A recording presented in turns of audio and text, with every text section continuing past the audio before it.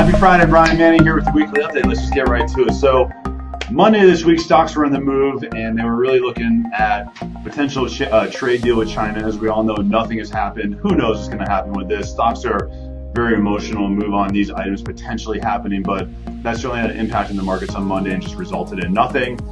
Tuesday this week, we started to get some housing data. So we got CoreLogic. So on a national basis for the month of February, national appreciation on a year-over-year basis was up 4.4%. So still really solid, really consistent appreciation across the U.S. What's interesting, though, is they increased their forecast for next year, and they went up to 4.6% forecasted appreciation. So still really good housing numbers. We also got new home sales. This is for the month of December, a little bit dated, but new home sales were up 3.7% for the month of December. Really good to see, because if you remember, October going into November had much higher interest rates than where we're at right now, and we still had really strong data for the month of December. So great to see that.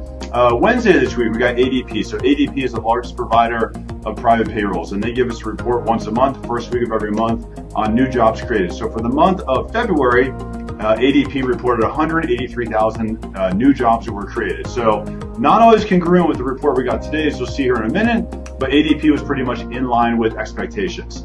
Then today, we get the BLS report. Huge miss. Bureau of Labor Statistics comes out and they say, for last month, only 20,000 new jobs were created.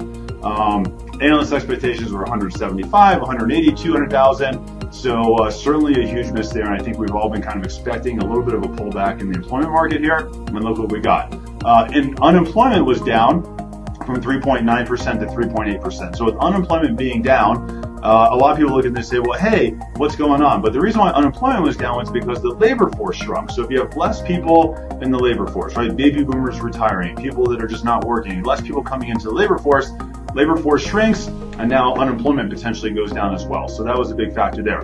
Also got weekly earnings. The reason why weekly earnings are important is because they're kind of an indicator of inflation. And as our economy grows, as inflation becomes potentially out of control, mortgage rates worsen. So inflation is not friendly for the bond market.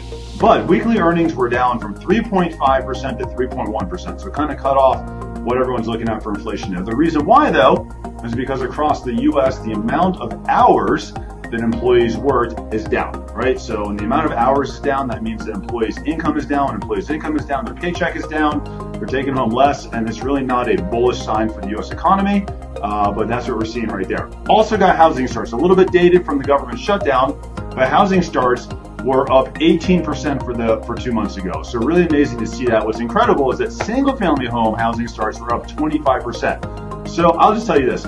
The media sucks. Don't pay attention to the media. The media is always looking for doom and gloom. If you listen to the media and what they were talking about October, November, December is that the housing market was crashing, we're all going to die, we're all going to lose our jobs, and everything's just going to plummet. But we knew that this was going to happen. We knew that coming into the fall, into the winter, it's a slower season.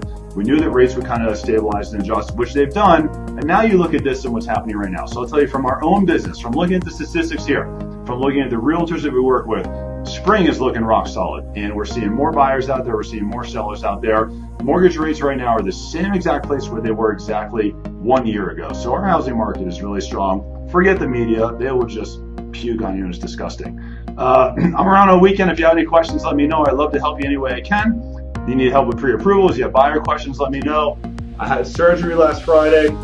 I'm not going anywhere. I'm literally sitting around waiting for your phone call. So I'm your guy. Give me a shout. Happy Friday.